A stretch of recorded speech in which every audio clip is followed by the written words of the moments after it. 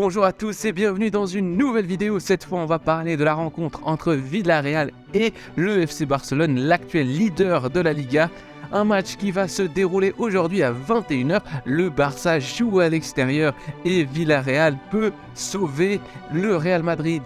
Allez, Kike Setien, tu peux le faire mon pote. Allez, s'il te plaît frérot, s'il te plaît, on est vraiment dans la dèche et tout, on est à 8 points de retard et tout. Et toi, tu peux nous aider. Allez, aide-nous, allez, help, Setien.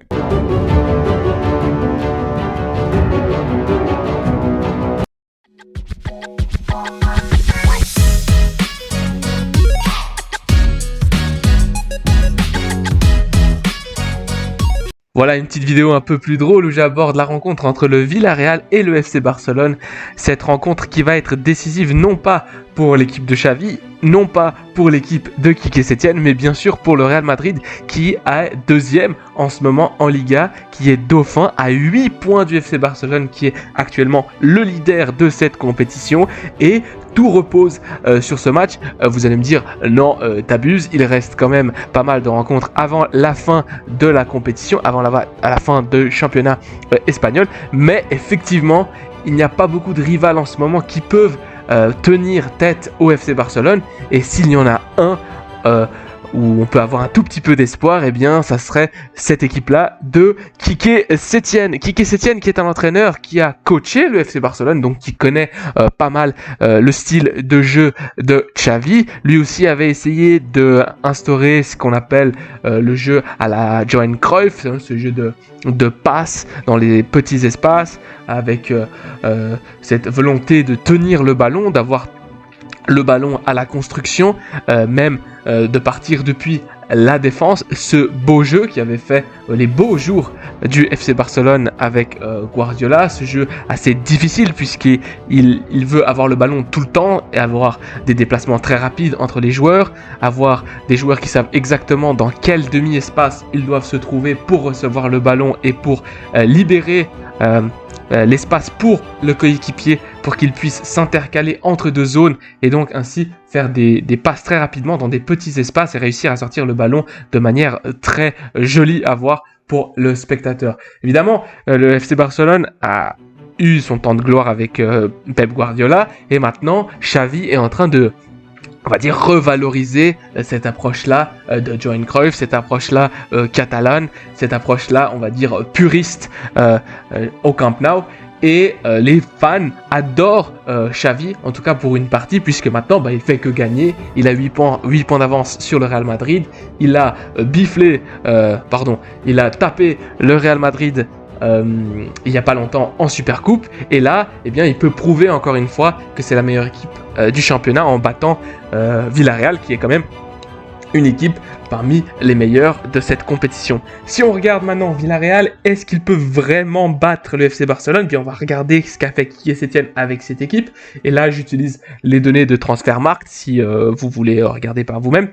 Eh bien Kike Setien, il a, si je me trompe pas, je vais juste revérifier, il a 9 matchs, 4 victoires, 1 égalité et 1 défaite. Alors c'est pas ouf évidemment, 4 victoires, 4 défaites et 1 égalité, c'est très équilibré tout ça. Ça veut pas dire que c'est forcément flamboyant évidemment. Il a marqué 8 buts, le Villarreal a marqué 8 buts sous Setien et reçu 10 buts en ce qui concerne la Liga. Là je parle bien de la Liga. Donc au total, il a reçu 13 points. Le Villarreal a réussi à avoir 13 points avec cet entraîneur-là. Si on regarde les 2 premiers matchs sous Setien, c'était des défaites. 1-0 face à l'Athletic Bilbao, 2-0 face à Majorque alors qu'il jouait à la maison. Ensuite, on a eu une série de 3 victoires. 1-0 face à l'Espagnol en jouant à l'extérieur, 2-1 face à Valence en jouant à Villarreal, et ensuite cette victoire contre le Real Madrid. Douloureuse victoire douloureuse pour le Real Madrid, mais évidemment très gratifiante pour le Villarreal. 2-1, c'était le 7 janvier 2023. Ensuite, il y a eu une petite égalité avec le Celta de Vigo. Le Villarreal a joué à l'extérieur, 1-1. Et là, juste après, le 22, Villarreal regagne 1-0 à la maison contre Gérone. Mais malheureusement, et c'est là où je voulais en venir, eh bien, les 2 derniers matchs, Quique Setién et le Villarreal, ont subi des défaites. D'abord, le 30 janvier 2023, 1-0 à la maison contre le Rayo Vallecano, et ensuite 3-1 à l'extérieur face à Elche. Elche qui est l'adversaire du Real Madrid, le Real Madrid qui va jouer si je me trompe pas, le mercredi 15 face à Elche, et ce sera un match normalement où le Real Madrid sur le papier est favori et devrait en plus profiter de cette bonne dynamique du fait d'avoir gagné le championnat du monde des clubs. En ce qui concerne, donc revenons à ce qui concerne Villarreal. Villarreal est donc sur une série quand même sur les 3 derniers matchs, une victoire seulement pour 1-0 face à Girone, c'était le 22, et ensuite 2 défaites de suite. C'est pas ouf pour le moral, mais en même temps on peut se dire que c'est un adversaire spécial, puisque le FC Barcelone est justement ce club-là qui avait viré Setién, et on s'en souvient, il y a eu même des problèmes au niveau du contrat, puisqu'il disait que le FC Barcelone lui devait encore de l'argent et qu'il n'allait pas pardonner, même s'il y avait eu une histoire du fait qu'il allait, il allait faire un espèce d'accord avec les dirigeants du FC Barcelone pour être payé pas tout d'un coup, mais en plusieurs tranches. Donc je crois que c'était conclu comme ça, et que voilà, les 2 parties sont en bon terme. Mais voilà, peut-être que ce côté-là, j'ai été viré, j'ai été l'entraîneur qui a quand même essayé de remettre cette dynamique à la Cruyff depuis les bases. C'est moi qui ai essayé de réimplémenter ce style de jeu-là. C'était difficile, on me respectait pas. Hein. On se souvient de Messi qui sort, qui le regarde même pas, qui l'écoute même pas. On se souvient aussi dans la presse, ça avait fuité que les joueurs l'appelaient mon petit grand-père en espagnol à Quique Setién. Donc du coup, peut-être qu'il y a un petit peu cette envie de revanche de la part de Quique Setién et de montrer que son Villarreal, malgré ses 2 défaites, eh bien, est toujours une équipe qui amène du beau jeu, qui est offensive, qui a pu battre le Real Madrid, donc qui peut battre les grands, il l'a déjà prouvé, et pourquoi pas faire une excellente performance, pourquoi pas faire la meilleure performance de la saison, hein, et puis venir battre le FC Barcelone et semer le doute chez les Catalans au Camp Nou. Puis le match va quand même se dérouler à Villarreal, mais ce que je voulais dire, c'est semer le doute chez les supporters catalan. Pourquoi pas moi en tout cas c'est ce que je souhaite. J'espère que Quique Setién va sortir cette cape de super-héros et cette âme madrilène qu'il a peut-être.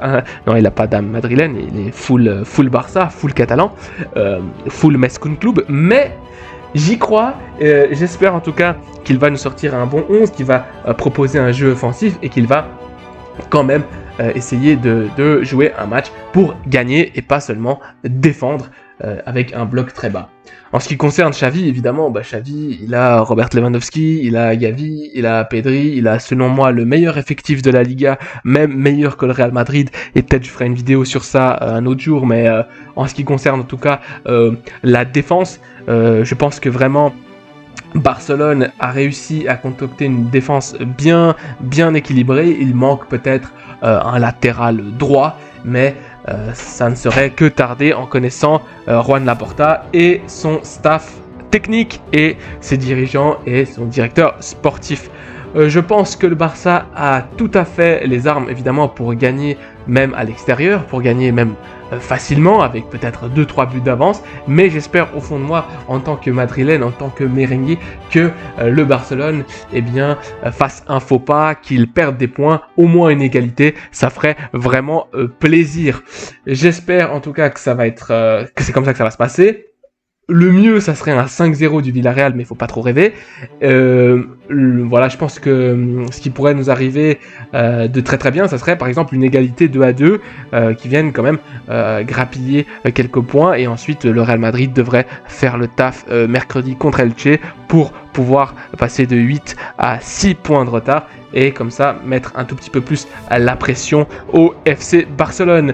Allez, c'est une vidéo un peu différente des autres. J'espère que vous avez aimé. Si vous voulez commenter ou quoi que ce soit, faites-le. Allez, ciao.